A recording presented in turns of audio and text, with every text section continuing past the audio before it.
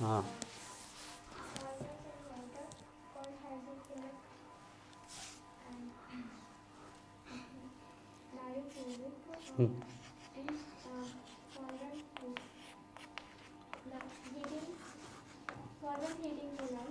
हाँ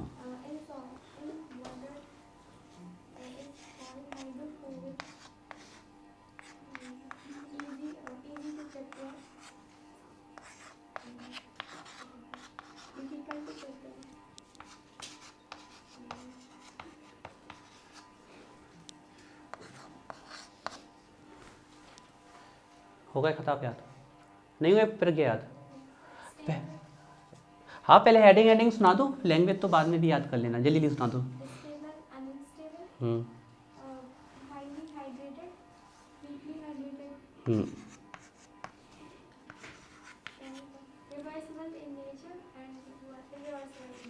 हम्म, ठीक है चलो सुनाओ खिताब।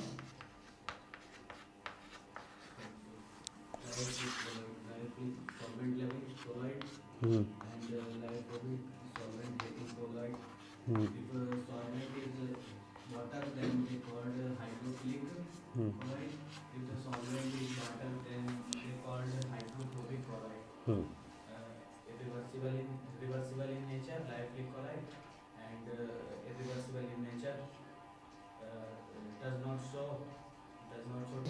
लास्ट क्लासिफिकेशन है, इसके बाद प्रिपरेशन मेथड में आ जाएंगे हम इनकी। Classification of colloid on the basis of size of particle, 3 प्रकार के होते हैं, ठीक है। तो चलिए एक एक करके स्टडी करते हैं। सबसे पहला डालिए, फर्स्ट वन,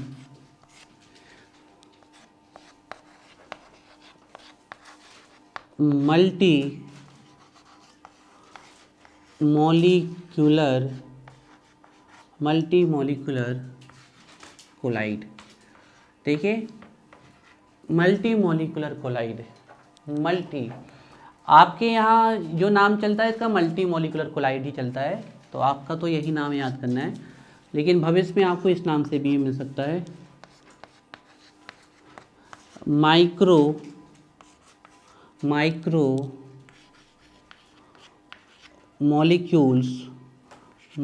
मॉलिक्यूल्स कोलाइड, है ना। नीचे वाला नहीं आपको अभी याद करना है, उस नाम से आपके में कभी नहीं आता है, ठीक है।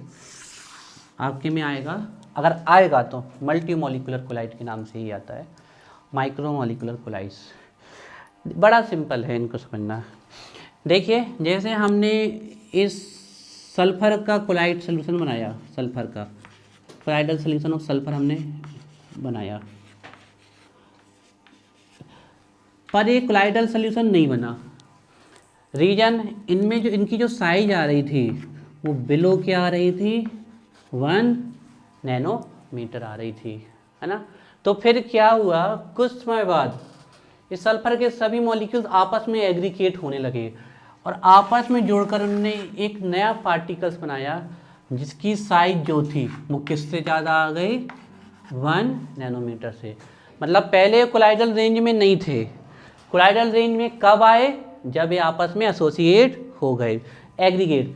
मतलब इन्होंने कौन सी लेयर बना ली, कई सारी लेयर बना ली। अंडरस्टैंड करो, मल्टी मॉलिक्यूलर मतलब ये मॉलिक्यूल आपस में क्या हो रहा है, जुड़ रहे हैं, मल्टी हो रहे हैं और छोटे छोटे जुड़ रहे हैं, कई सारे छोटे छोटे जुड़ रहे हैं ना, इसलिए इनको क्या बोलते हैं, माइक्रो मॉलिक्यूल्स कोलाइड भी बोलते हैं ना। आपका यही नाम चलेगा, मल्टी मॉलिक्यूलर कोलाइड। तो इस प्रकार के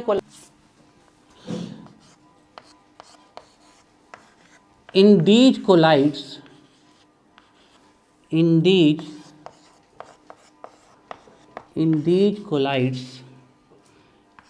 these collides कॉमा लगाइए, colloidal solution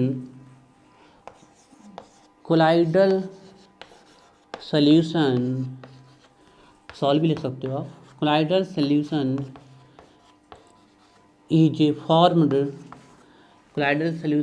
formed due to the aggregation. अब इस वर्ड को बड़े अच्छे से याद रखना है, इस वर्ड को जरूर लिख के आना है, due to the aggregation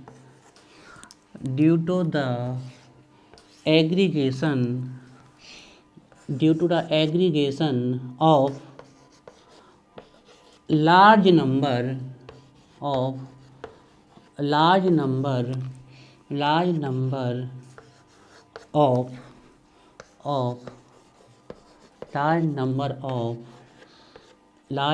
of small atoms or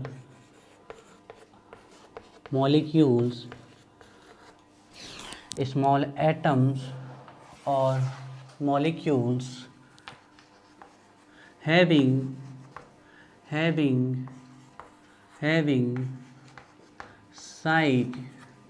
having size lesser than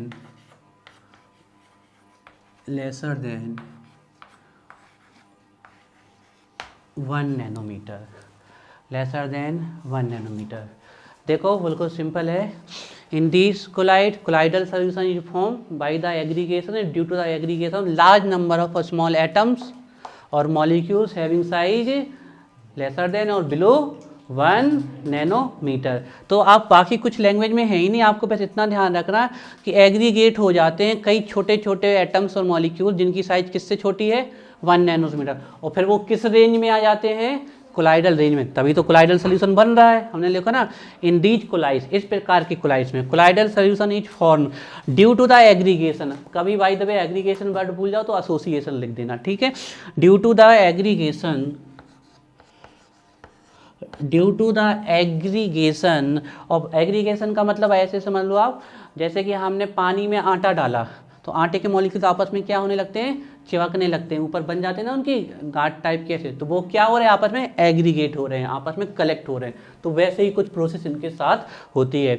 तो in these colloids colloidal solution form due to the aggregation of large number, कई सारे जुड़ेंगे आपके, है ना, large number of small atoms और molecules having size lesser than 1 nanometre. तो पहले किस में थे, ट्रू सोल्यूशन के फॉर्म में थे, लेकिन एग्रीगेट होके किस फॉर्म में आ गए, ये कोलाइडल सोल्यूशन के फॉर्म में आ गए। ये एग्रीगेट किसके द्वारा होने वाले हैं, वान डेर वाल्स फोर्स द्वारा। लाइन चेंज करके लिखिए aggregated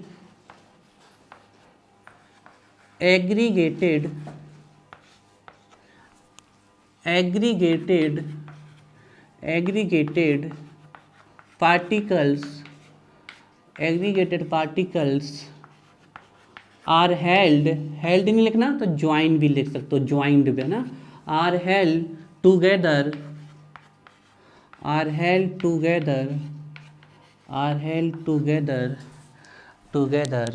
by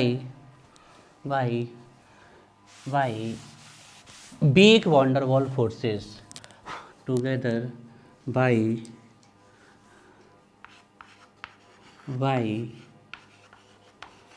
weak van der Waals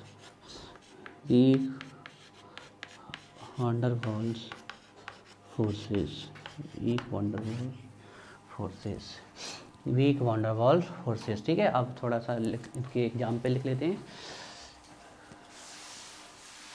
रटना नहीं है इसको बिल्कुल भी, है ना, क्योंकि अभी बहुत थ्योरी है इसमें, तो बहुत अच्छे, और ध्यान रखना थ्योरी वाले में थ्योरी पढ़ी जाती है, तो अच्छे से लिख के आना थ्योरी। एग्जाम्पल, पहले एग्जाम्पल लिखिए, जैसे कि गोल्ड सॉल एंड सल्फर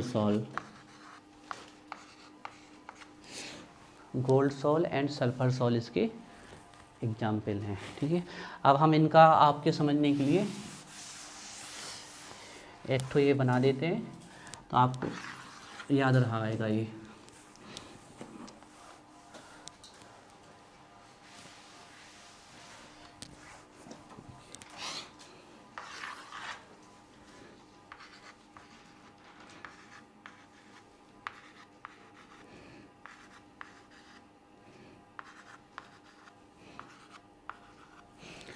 ये क्या हो रहा है आपका, ये जो पार्टिकल बन रहा है अब एक किस रेंज में आ रहा है, कोलाइडल रेंज में। पहले प्रत्येक पार्टिकल जो S8 था, इसकी प्रत्येक की साइज कैसी थी, बिलो 1 नैनोमीटर। अब ये कई सारे पार्टिकल्स आपस में एग्रीगेट हो जाएंगे, कौन से फोर्स के द्वारा, वान डेर वाल्स फोर्स। तो इनके बीच में यहाँ बहुत ही वीक फोर्सेस आ जाएगा आपका, इनके बीच में और ये आपस में जुड़ जाएंगे पूरे इस प्रकार से, है ना। तो इनके बीच में यहाँ कौन सा फोर्स लग रहा है, वांडर वॉल फोर्स। ये सिर्फ आपके याद करने के हिसाब से, जिससे आपको याद हो जाए स्ट्रक्चर से वांडर फोर्स। तो अब और ये क्या हुए हैं, एग्रीगेट हुए हैं, जुड़े हुए हैं ना, तो ये आपका एग्रीगेशन हुआ है। तो वैसे अब यहीं से पूरी थ्योरी खत्म हो जानी है आपकी। In these colloids colloidal solution is formed due to the aggregation of large number of small atoms or molecules having size below or lesser than 1 nanometer. Aggregated particles are held together by weak van der Waals forces. तो इस structure को आप चाहें तो बना सकते हो, only for understanding, है ना, ध्यान रखिएगा अंडरस्टैंडिंग के पर्पज से।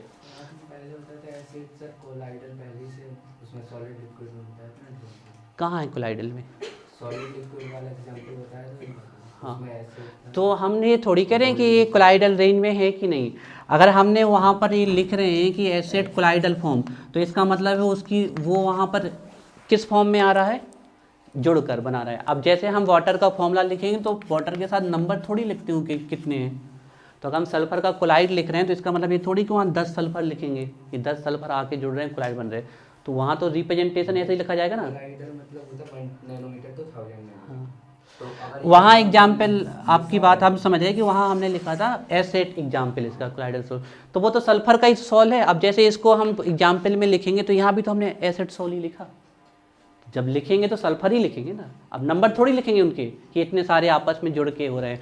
अगर वो उस रेंज में, हम कह रहे हैं नहीं, हम ये कह रहे हैं कि ये आपका और बड़ा बना ले, ये 1000 नैनोमीटर क्रॉस कर जाए तो ये फिर सस्पेंशन में आ जाएगा। तो हमने बताया थी इस बात पे बिल्कुल डिपेंड नहीं करता कहाँ बन रहा कहाँ नहीं बन रहा, इस बात पे डिपेंड कर रहा कि साइज उस रेंज में आ रही कि नहीं। तो हम इसका एग्जाम्पल कोलाइड में लिख रहे हैं तो बाई डिफॉल्ट वहाँ अंडरस्टैंडिंग है कि इसकी साइज किस में है आपके, बिटवीन 1 to 1000 नैनोमीटर। और कभी जैसे हमने कहा सल्फर का कोलाइडल सोल्यूशन बनता है तो उसका एग्जाम्पल तो ऐसे ही लिखेंगे, उसमें ये थोड़ी कि इतने सारे जोड़े, वो कभी नहीं लिखा जाता है आपका, है ना। अब जैसे स्टार्च है, स्टार्च तो पॉलीमर है, बहुत बड़ा पॉलीमर है, 1000 मॉलिक्यूल्स का पॉलीमर है ना, तो उसके 1000 मॉलिक्यूल्स थोड़ी लिखेंगे, सिर्फ स्टार्च का फॉर्मूला लिख दिया जाता है। पढ़ लो इसको, कहीं कोई डाउट हो पूछ लो।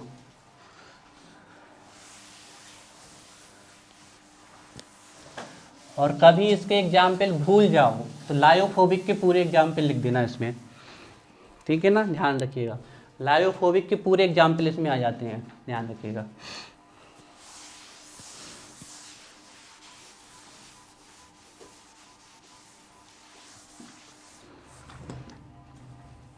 एक और पढ़ेंगे, बाकी दूसरा कल पढ़ेंगे, है ना। जो लायोफोबिक के एग्जाम्पल हैं आपके, वो पूरे इसके एग्जाम्पल हैं। आप लायोफोबिक के एग्जाम्पल लिख सकते हो इसमें, ध्यान रखिएगा। लायोफोबिक में भी हमने यही आपके एग्जाम्पल लिखवाए हुए हैं, आप चेक कर सकते हो।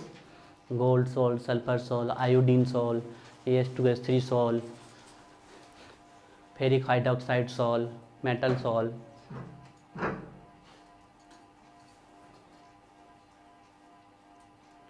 नहीं आया बाहर समझ में? आ गया? रटना तो है ये, पर समझ के लर्न तो करना ही है, ठीक है। चलो एक और पढ़ लें और फिर छुट्टी कर दें। डाली हेडिंग, ध्यान रखिए मल्टी मॉलिक्यूलर कोलाइड था, है ना, कई सारे मॉलिक्यूल्स मल्टीप्लाई होते हैं, आपस में जुड़ते हैं। नेक्स्ट लिखिए मैक्रो मॉलिक्यूलर कोलाइड, बड़ा सिंपल है, मैक्रो मॉलिक्यूलर कोलाइड। जितने भी हमारे नेचुरल पॉलीमर हैं, जैसे कि स्टार्च कौन सा पॉलीमर का मतलब होता है, मर का मतलब होता है यूनिट्स, पॉली का मतलब होता है बहुत सारी। तो जितने भी पॉलीमर बोल रहे हैं मतलब कई सारी यूनिट जुड़ी हैं उसमें, तो उसको हम बोल देते हैं पॉलीमर्स, है ना। जैसे कि स्टार्च क्या है, पॉलीमर्स है आपका ना। स्टार्च का फॉर्मूला लिख दें हम तो C6H10O5 होल N, ये मॉलिक्यूल्स ग्रेटर देन 100 हो सकते हैं नंबर इनके। तो स्टार्च क्या है, ये कई सारी यूनिट, आप ग्लूकोज की यूनिट जुड़ती हैं कई सारी, C6H12O6। जब यूनिट जुड़ती है तो एक एक वाटर निकलता जाता है, तो फॉर्मूला क्या बन जाता है, C6H10O5। तो स्टार्च किसका पॉलीमर है, ग्लूकोज का। सेल्यूलोज भी किसका है, ग्लूकोज का, लेकिन फर्क ये है कि स्टार्च अल्फा ग्लूकोज का है, सेल्यूलोज बीटा ग्लूकोज का है। बायोमोलिक्यूल्स में बताएंगे अल्फा बीटा क्या होता है। तो ये आपके जितने भी नेचुरल पॉलीमर हैं, वे पहले से ही कोलाइडल फॉर्म में है। ध्यान रखिएगा, हम इनमें नेचुरल पॉलीमर के बारे में या कोई हम कह रहे हैं आर्टिफिशियल पॉलीमर में भी है, वो बाय डिफ़ॉल्ट पहले से किस रेंज में आ रहा है, 1 to 1000 नैनोमीटर। तो इस प्रकार के जो मैक्रोमोलिक्यूल्स होते हैं उनको हम क्या बोलते हैं, मैक्रोमोलिकुलर कोलाइड।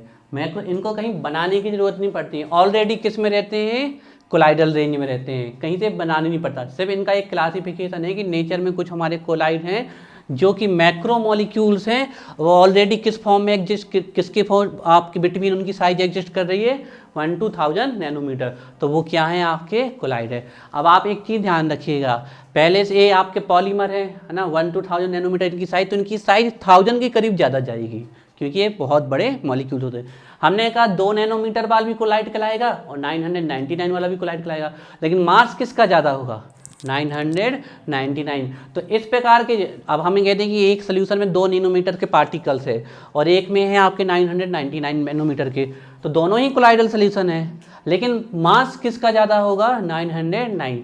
तो वैसे इन प्रकार के कोलाइडल सोल्यूशन की एक खास बात होती है कि इनमें जो मैक्रोमोलिक्यूल्स होते हैं इनके मास क्या होते हैं, अच्छे खासे होते हैं, हाई मॉलिक्यूलर मास के कोलाइड बनते हैं। अब जैसे हमने बोला गोल्ड का, है ना, तो गोल्ड के एक एक छोटे छोटे एटम जुड़ रहे हैं। हमने बोला सल्फर का, तो एसिड, अब एक सल्फर का कितना होता है आपका, 32, तो एक सल्फर का 32 होता है, 8 से मल्टीप्लाई कर दो आप, तो जो भी आपका यहाँ पर आया है ना, 16 हो गया आपका, और ये हाँ तो 256, और इसमें तो आप देख लो एन लगे हुए हैं, तो इसके एक मॉलिक्यूल का 256 और इसके तो एक में 100 से ऊपर है, तो सोचो कितने होंगे आपके। तो इनका मास क्या आता है, बहुत ज़्यादा आता है। चलिए तो लिखते हैं, लिखे in these collides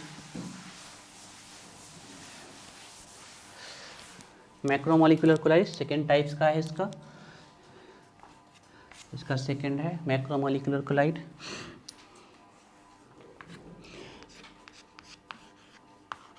in these colloids, comma लगाइए, colloidal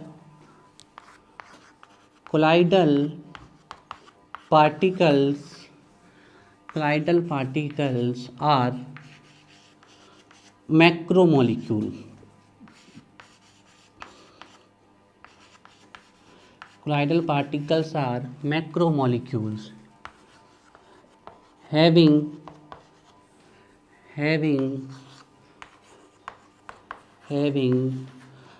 high molecular mass, having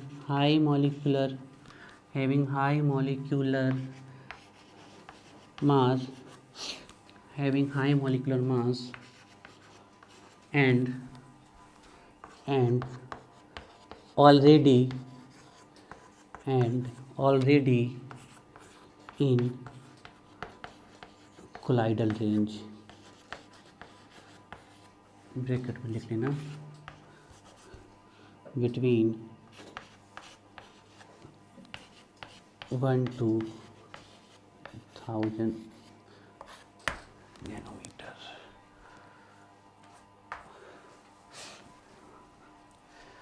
समझ में आ रही लैंग्वेज।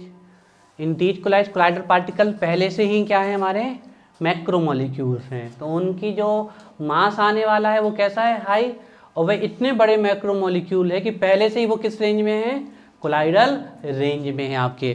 तो in these colloidal particles are macromolecules having high molecular mass and already, पहले से ही वो किस रेंज में है, कोलाइडल रेंज में। इनको बनाने की सिर्फ खास बात क्या है कि इनमें जो कोलाइड होंगे वो थोड़े अच्छे खासे मास वाले होंगे, क्योंकि इनमें जो जुड़ने वाले हैं वो छोटे छोटे एटम्स नहीं जो इसके पहले देखा था हमने, बड़े बड़े मॉलिक्यूल्स हैं, तो इनके मास क्या होंगे, हाई होंगे, है ना। अब इसके एग्जाम्पल जितने भी लायोफिलिक कोलाइड के एग्जाम्पल है ना, सब इसमें भर भर के लिख दो, starch, cellulose, they all are the आपके एग्जाम्पल ऑफ मैक्रोमोलिकुलर कोलाइड्स। ठीक है, तो एग्जाम्पल लिख लेते हैं इसमें, ठीक है, ध्यान रखिएगा। लायोफिलिक के एग्जाम्पल इसमें लिख सकते हो, लायोफोबिक के इसके पहले वाले में लिख सकते हो, जैसे कि